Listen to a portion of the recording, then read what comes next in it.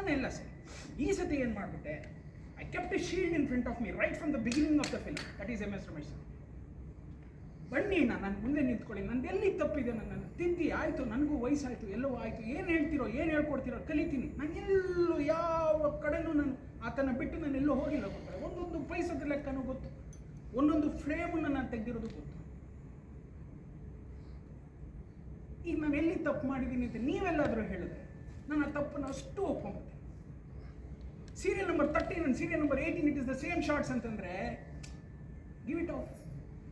Serial number 15 and serial number 12, serial number twice he has done the mistake. I have brought everything. ಒಂದು ಕಡೆ ಅಲ್ಲ sir, 2-3 ಕಡೆ ಮಾಡಿದ್ದಾರೆ. ಇಲ್ಲದೇ ಇರೋ ಶಾರ್ಟ್ನ ಮಾರ್ಕ್ ಮಾಡಿ ತೆಗೀರಿ ಅಂತ ಎಲ್ಲಿ ತೆಗಿಯ ಸರ್ ಅದನ್ನು? I have marked each and everything, each and every frames I have marked. I have told him these shots and these shots are the same. This shot and this shot is same. ಅದನ್ನೇ repeat ಮಾಡಿ ಕೊಡಿ. ನಾನೇನು cinema ಮಾಡೋಲ್ವಾ? ನೀವು ನನಗೆ sensor, ಆಮೇಲೆ ನನಗೆ ಗೊತ್ತಿಲ್ಲ ನನ್ನ ಹೆಸರನ್ನ ನೀವೇನಾದರೂ ಸೆನ್ಸಾರ್ ಆಫೀಸ್ನಲ್ಲಿ ರವಿ ಶ್ರೀವತ್ಸ ಅಂತ ಶಾಸನ ಬರೆದಾಕೊಂಡಿದ್ದೀರಾ ಅಂತ ನಂಗೆ ಗೊತ್ತಿಲ್ಲ. ಯಾಕೆಂದರೆ ಇದು 5ನೇ ಸಿನಿಮಾ, ನನಗೆ ಬೇಡವೇ ಬೇಡ ಸಿನಿಮಾ ಸಾಕು. ನಾನು ಮಾಡೋದೆಲ್ಲ ನೀವು ತಡಿತೀನಿ ಅನ್ನೋದಾದರೆ ನಾನು ಏನಕ್ಕೆ ಮಾಡ್ಕೋಬೇಕು? ನನಗೇನಿಲ್ಲ ಅಂದರು ಕಾಷಾಯ ಇದೆ,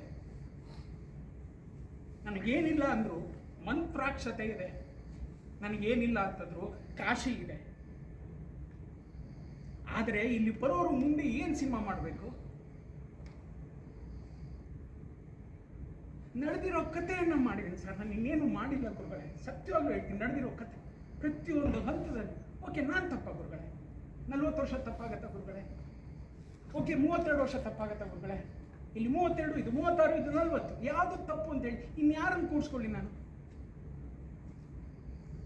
ಇನ್ನೊಂದು ದೊಡ್ಡ ಯಜಮಾನ ಒಬ್ರು ಇದ್ರು, KV ರಾಜು ಅಂತ. ಕೇಳೋಣ ಅನ್ನಕ್ಕೆ ಆ ಜೀವನೇ ಇಲ್ಲ. ಇನ್ನು ಅದಕ್ಕಿಂತ ಒಂದು ದೊಡ್ಡ ಯಜಮಾನ ಇತ್ತು ವಿಷ್ಣುವರ್ಧನ್, ಹೇಳೋಣ ಅಂದರೆ ಆ ಜೀವ ಇಲ್ಲ. ನಿಮ್ಗಳ ಹತ್ರ ಬರೋಣ, ಬಿಸಿ ಸ್ಕೆಡ್ಯೂಲ್ ಇದೆ ಗುರುಗಳೇ, ಪ್ರತಿಯೊಬ್ಬರಿಗೂ ಸ್ಕೆಡ್ಯೂಲ್ ಇದೆ. ಆಮೇಲೆ ಇದು ಕ್ರಿಯೇಟಿವ್ ಆಸ್ಪೆಕ್ಟ್. ಒಂದೇನೋ ಒಂದು ಮಾಡ್ಕೊಂಡಿರ್ತೀವಿ, ಒಂದು ಕತೆ ಒಂದು ಮುದ್ದಾಗಿ ಮಾಡ್ಕೋತೀವಿ, ಓಡ್ತೀವಿ, ಮಾಡ್ಕೊಂಡ್ಬರ್ತೀವಿ.